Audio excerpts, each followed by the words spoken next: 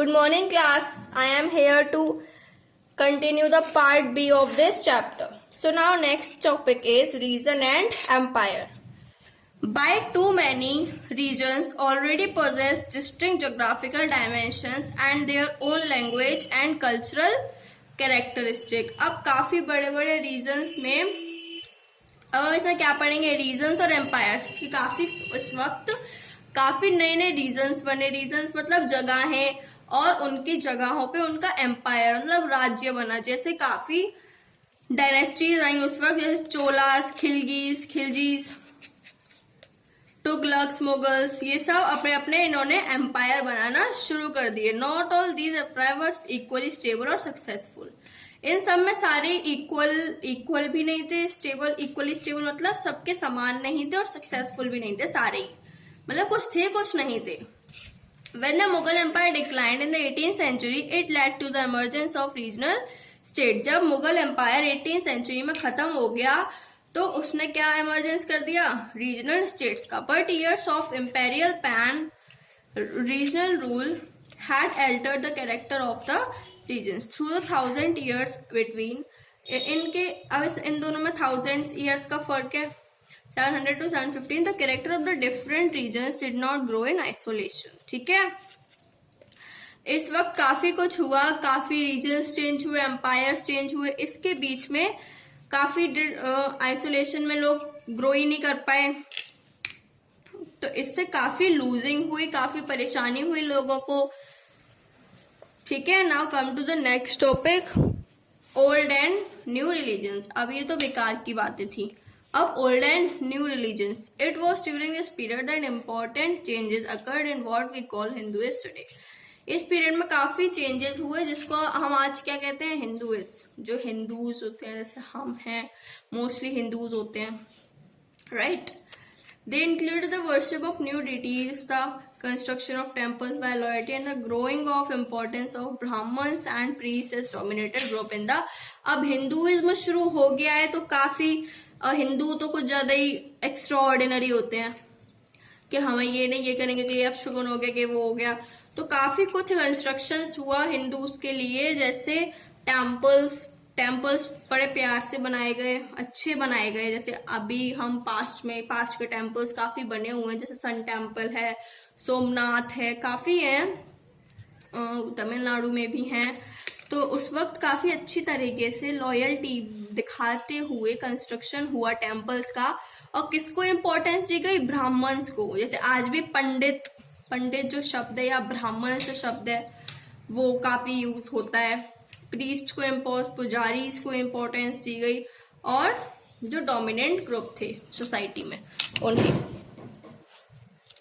Their knowledge of Sanskrit text earned the Brahmins a lot of respect in society. अब Brahmins तो संस्कृति use करेंगे तो उस नॉलेज को भी काफी रिस्पेक्ट दी गई सोसाइटी में.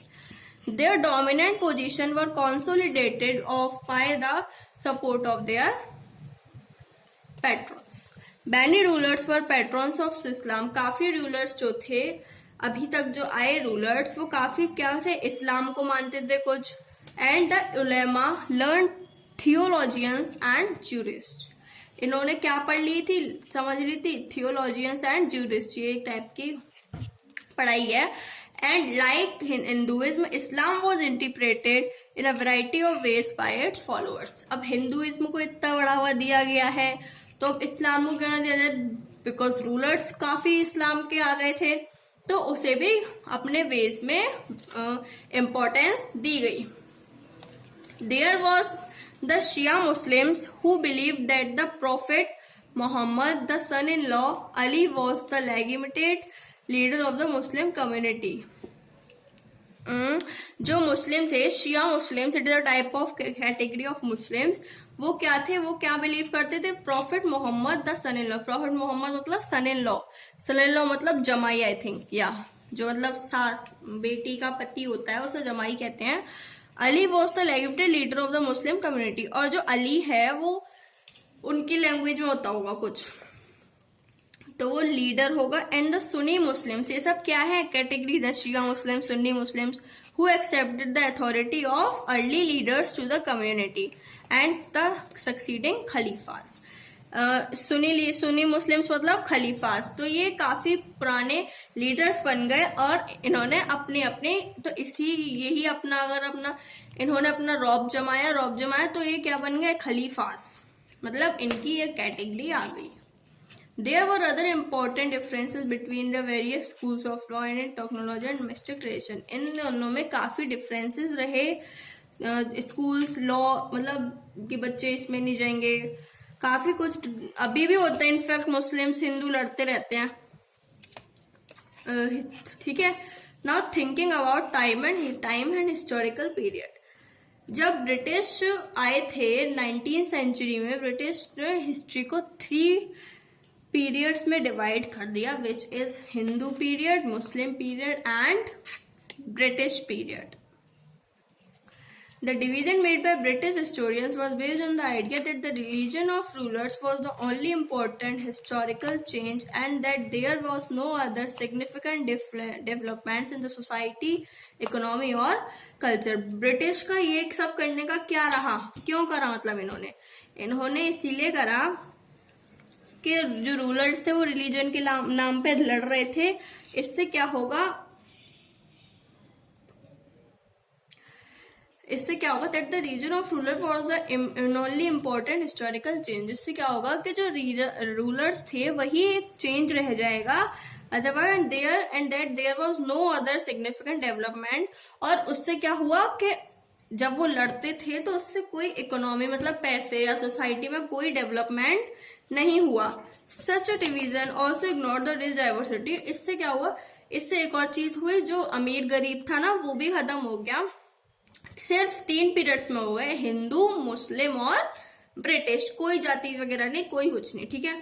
These 1000 years of Indian history witness considerable changes. In 1000 year को क्या बताते, विटनेस मतलब प्रूफ करते हैं काफी कुछ changes. Okay, After all, the 16th and 18th century were quite different from the 8th to 11th. काफी चेंजेस जो हुए 16 to 18th सेंचुरी में वो काफी अलग थे, किससे, 8 to 11th से। 8 to 11th सेंचुरी से 16 to 18 जो थे वो काफी चेंजेस हुए उसमें। Therefore, describing the entire period as one historical unit is called medieval period.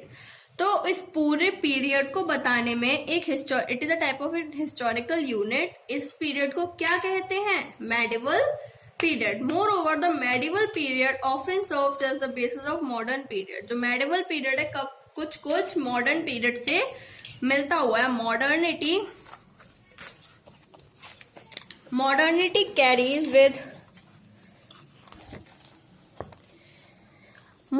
carries with it a sense of material progress and intellectual advancement. This seems to suggest that the medieval period was lacking in any change whatsoever. इससे क्या पता चलता है, जो medieval period मतलब सभी period की अपनी अपनी जगह इम्पोर्टेंस है कि इसमें ये हुआ, but of course we know this was not the case. काफी अपनी अपनी जगह इम्पोर्टेंस है, हम किसी को किसी से कंपेयर नहीं कर सकते, बिकॉज मेडिवल पीरियड में जो इंट्रोड्यूस हुआ उससे ज्यादा लोगों ने दिमाग लगाया, लोग पढ़े लिखे, तो उन्होंने मॉडर्न पीरियड में जो अभी चल रहा है उन्होंने और टेक्नोलॉजी को डेवलप किया, ठीक है। During these 1000 years, the societies of the subcontinent transformed into political and economic secret. अब 1000 years के जो पीरियड में काफी पॉलिटिकल एंड इकोनॉमिकल सीक्रेट्स काफी ट्रांसफॉर्म हुए, मतलब चेंज होते रहे। Several regions reached a level of prosperity that attracted the interest of European trading companies. Several regions prosperity पे उतर आए, जिससे जो अलग यूरोपियन कंट्रीज थी उन्हें उसने क्या किया, अट्रैक्ट किया। अब हम क्या पढ़ेंगे, कैरेक्टरिस्टिक्स ऑफ मेडिवल पीरियड। अब कैरेक्टरिस्टिक्स क्या थे, मैंने इस पीरियड में काफी हिस्टोरिकल मॉन्यूमेंट्स बने, जैसे जो अब भी हैं, जैसे ताजमहल, ठीक है।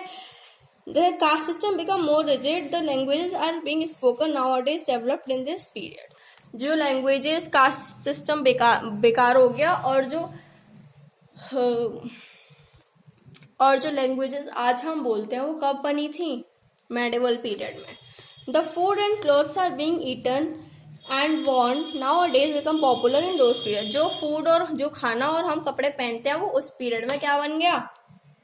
पॉपुलर हो गए थे. मतलब काफी पुराने हैं ये सब ट्रेडिशंस वगैरह, अभी के नहीं है. अभी तो सिर्फ वेस्टर्न, इंडो वेस्टर्न चल रहा है ना. Fourth, medieval period gave India a multicultural legacy with the fusing of Hindu and Muslim culture. जो मेडिवल पीरियड था उसने इंडिया को काफी मल्टी कल्चरल लेगेसी, मतलब काफी अलग अलग तरीके की कास्ट थी, जैसे Hindu Muslim culture. With this intermixture of religious communities, a composite culture has developed and flourished in this period. इस मिक्सचर के दौरान काफी अलग अलग डेवलपमेंट हुए और काफी चीजें नई बनी. किसमें? इस पीरियड में. मुझे आपको ये रीड करने हैं. अगले उसमें वीडियो में we will do these questions. Okay class, this is the explanation of the chapter. Now you have to read this chapter once again. This is the part B. In the next video, मतलब it means tomorrow, I will explain the question answers. Okay? Because और कोई exercise है ही नहीं इसमें. ठीक है बच्चों? Okay class, thank you and have a nice day. Goodbye.